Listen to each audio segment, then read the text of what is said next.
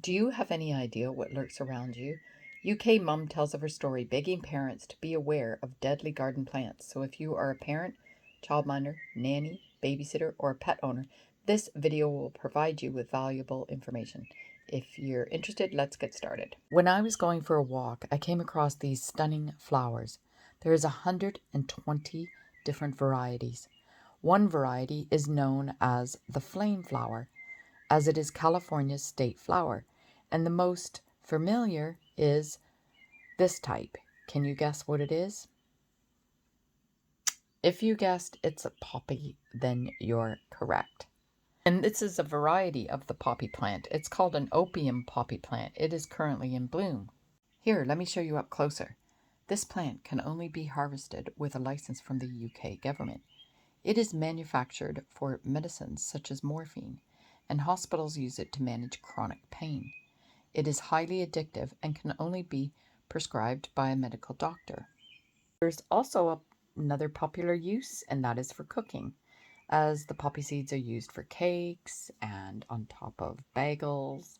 And I've done a video on the risks of failing a drug test if you eat poppy seeds, as there could be some of the poisonous residue of the opioid if not manufactured correctly. And you will find that video very informative. So check that out. So when I was doing research on this opium poppy plant, I found out some countries ban growing it just because it's so poisonous. Well, I couldn't believe it. So I fell down this Google rabbit hole. Do you know what I mean? When you start to read one article and then it directs you to another and another. And when I came across this UK mum who posted this story on Facebook, well, I thought her story was so important that I also had to warn people.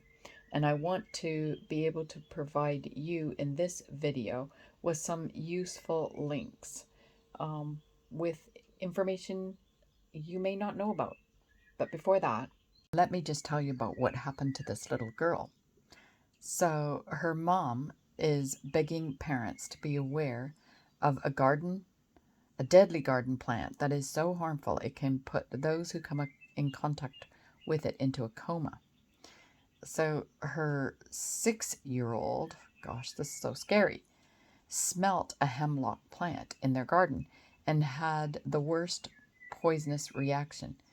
And from what I can tell, she's still struggling at the time of posting her Facebook message. I will leave a link in the description area if you want to read her whole story. Who knew simply smelling or coming into contact could have such devastating consequences? So I've left a link to the UK Standards Agency on toxic plants, and I've also left a list on 21 beautiful but deadly flowers and killer plants to watch out for, as you may be surprised at what is on the list. For example, lily of the valley is one of the most poisonous plants in the world, and it's up there with hemlock. It is warned to be very toxic to pets and livestock, as well as humans. And there's also a warning when foraging for wild garlic, which can be found alongside bluebells, and they warn of the danger of mistaking them with lily of the valley, which is a very poisonous plant that I mentioned previously.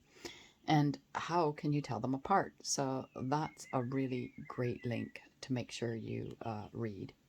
So before ending, let's look at some safeguarding measures.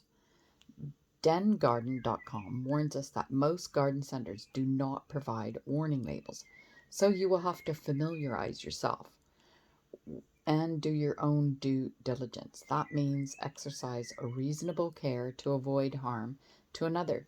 So if you're responsible for a property that has poisonous plants, do not remove it yourself. Get an expert. And if it's on public land, contact the authority that is responsible for that land. So what can you as a parent do? Well, check out the links I've provided, do your own research, talk to your children.